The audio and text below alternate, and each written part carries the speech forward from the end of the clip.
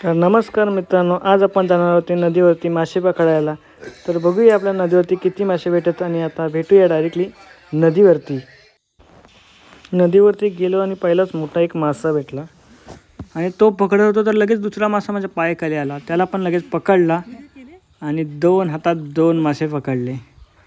हे बघा कसे मोठे मोठे मासे आहेत, चिलापीचे मासे, जिवंतच एकदम. पकडायला खूप मजा आली. गेल्या गेल्या लगेच 2 मासे भेटले. लगेच पुढे बॅटरीचा लावली तर अजून एक मासा होता, चिलापीचाच मासा पण होता, त्याला पण पकडला.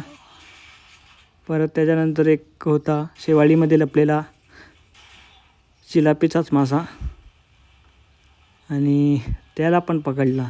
हे मासे लगेच भेटले मला. लगेच 4 मासे भेटले.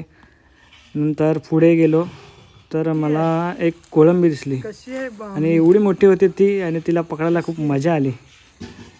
आणि ती आहे यावर्षीची पहिली कोळंबी, बामणी. कशी वाटली कोळंबी बघा,